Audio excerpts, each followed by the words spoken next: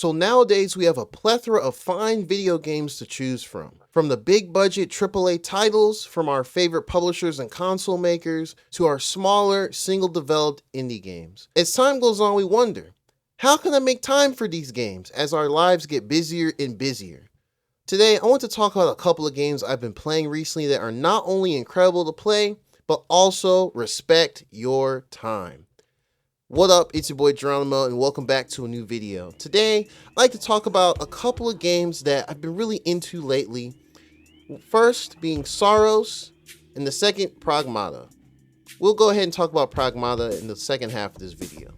But to begin, as I'm still actively playing it, I'd like to go dig deeper into Saros. Saros is the latest title from Housemarque, the studio that is owned by PlayStation. It is a first-party game and it's on the PlayStation 5. It's a AAA, big-budget, third-person roguelike action shooter type game, and as some would say, it's very, very similar to Returnal, though I would say it's more of a spiritual successor to Returnal. The gameplay is very simplistic in some of the progression. You're a main character, you go through these biomes with different layouts as you die and repeat and go through it again. You'll find different weapons, you can find different perks, upgrade your health and other attributes so you can survive and persevere. The things that's great about this game though, and I think makes it not only just a better experience for just learning of the previous title, but overall better for managing your time for when you want to go through a run, is they've made it to where you don't need to go from beginning to end. I've only gone through the first 3 biomes in Saros thus far, but I've noticed quite a few changes since its predecessor, Returnal. For one, you don't need to go from the very first biome all the way to the end to say you completed a run. That game originally was segmented into 2 parts of 3 biomes, and it can be very lengthy, even if you're very familiar with the environment, the enemy placements, where certain upgrades can be, and how to locate your god roll for your weapons. In this one, after you reach the second biome and you can go back to the hub area called the passage, you can actually talk to this robotic AI thing and you can have yourself transported to the second biome, transported to the third biome, and it adjusts the difficulty of enemies and some of the drops as you go through, so it can still feel like a condensed experience, especially if you're just trying to go through, collect some of the Lucenite, which is Saros's like main collectible currency to use to upgrade your character at the passage as well. That's another thing that's different too. There are no stores during the biomes as you're running through. You can set your abilities by purchasing them through a little grid, and it's fairly straightforward. Some increase your max health, some increase your power meter, which is how you can use your stronger weaponry as you find them on your runs, and so on and so forth. Some can even allow you to upgrade your progression as you're leveling up, your adrenaline meter. So it's interesting how they've tied those mechanics into one singular place before you embark on your run and you just go. I think this is a great change from the first Returnal. Even though I was going through my growing pains with Returnal, I would say I was not very good in that game at all. It took me a while for it to click multiple times, beat certain bosses, and kind of get through some of those skill checks overall. So Saros is better if you only have shorter bursts of time. I would say if you're going through a biome one time, get to the boss, and you're able to proceed to the next one, you can probably do it within about 15-20 minutes tops. 15 is usually like the sweet spot if you're kind of familiar with that biome, and you can go ahead and take care of them enemies real quick, fast, and in a hurry. Make no mistake though, this is still a very challenging game. I've gotten about 15 hours or so, maybe a little more in my playthrough so far, and I've just gotten to the third biome. And the way that third biome was laid out, it's not like a pretty open, kind of a linear type of environment. It's kind of like traversing down some cliffs. There's a lot of twists and turns and deceptive angles, so you gotta stay on your toes at all times. The game overall is stellar too, with how it divvies out some of your permanent upgrades. Compared to Selene and Returnal, where you had to discover the sword, where you can, use that and do melee moves on not only enemies but certain walls to get access to optional loot areas. In this, you start out with just a punch. You get the right hook from hell, the haymaker. You can already just punch stuff, which is pretty cool because you can get some upgrades as well, where you can boost some of your power meter for your special weapons to just melee them and finish them off with those kills. I do believe there is another way to upgrade it, but I have not experienced that yet.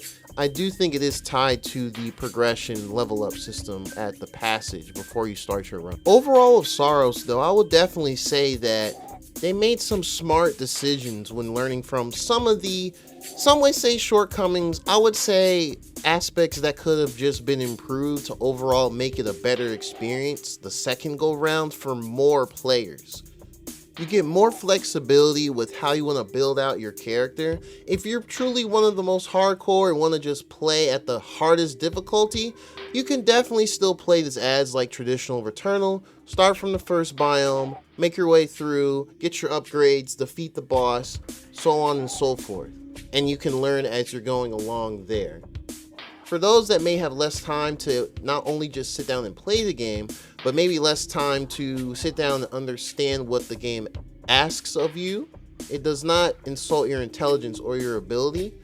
It can definitely be a better experience with that too, with just taking it in shorter bursts with biome per biome, upgrading your health or other places where you see you maybe need a little more help with. I think it overall smooths that early parts of the game as you're getting more into the style of roguelike, especially as roguelike is a genre that's known for, shorter bite-sized gameplay sessions that seems to vary up the content you're given to make it feel fresh every time as well.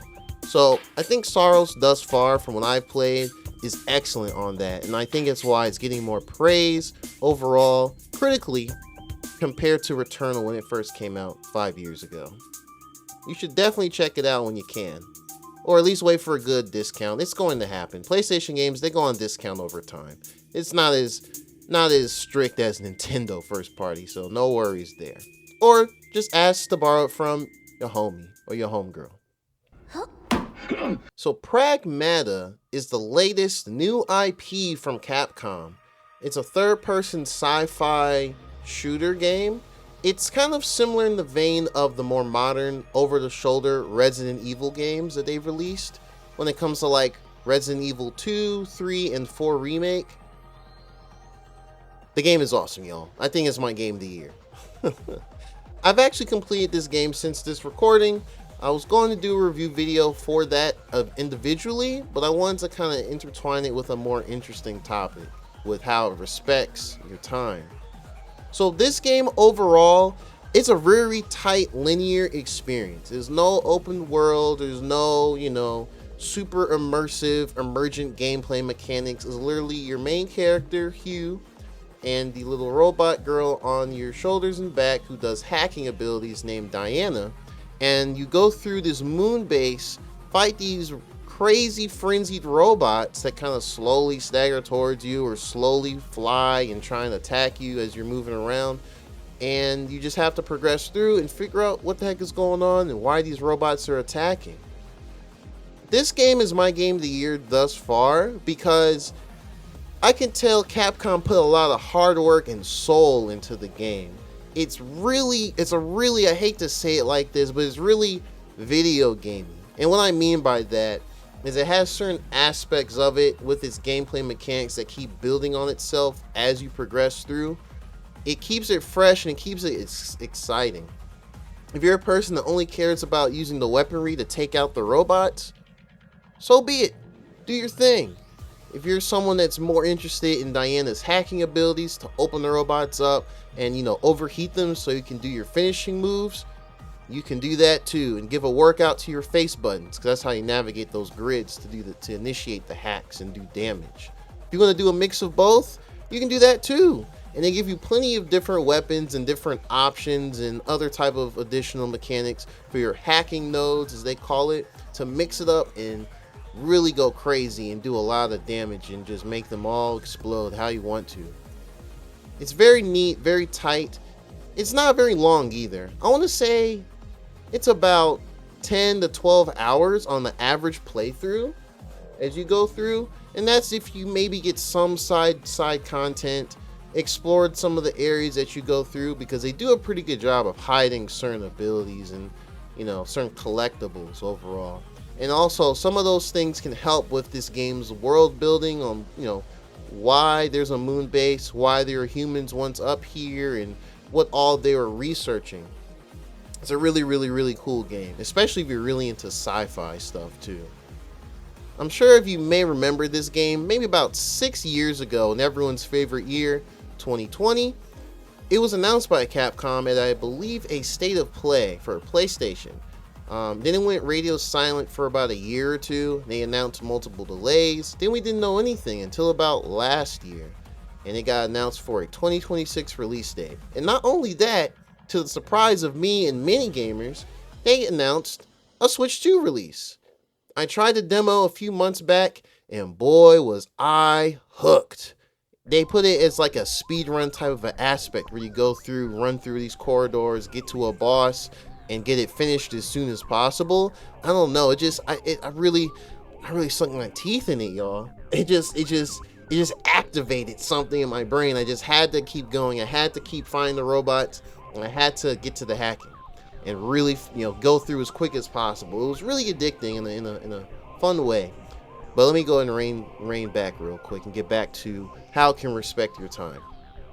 As you go through the levels and your interactions with the robots, you'll find these save stations, and they'll take you back to your main hub area called the shelter. The shelter is where you can upgrade your character Hugh, you can upgrade some of the weapons you use, some of your hacking abilities, you can upgrade your health, Diana's hacking, so on and so forth. You can also place these little collectible things that you find throughout the world. I think they're called REMs, or like RIM memories. Basically just little tiny portions of a diorama representing different aspects of the surface of Earth. And since Diana is made to be a little girl, it's like, it's cute. It's cute. And it gives you a nice reprieve from everything. But as you go through, it feels like the game knows whether you're going to go fight against an onslaught of robots, some that may be challenging, even some where you go to the more difficult red rooms that demand a bigger challenge from you as they throw more enemies and they have more cunning movements and patterns. Even right before certain bosses, they seem to always give you a very nicely placed save area where you can go back to the shelter. I noticed this a lot, especially when I got roughly halfway through the game, and I think it really is a really smart implementation of saves. Not to say there are no like automatic saves in the game or anything. You do get some automatic saves, though I would recommend you do need to, when you go to the shelter and you make big changes, definitely do a manual save. It'll save you some grief just in case. But I say this to say, with how the game is designed overall, you wouldn't ever really feel fatigued going through areas. Even if you can only, in my case, since I got on the Switch 2, I played about 70% of the game portably. And it looks and plays great there, by the way. 60 frames per second, target, nice visuals. Doesn't look really blurry like Switch 1 ports did back in the day. Highly recommended, by the way. And there's a demo too, if you want to check it out. You do have a Switch too.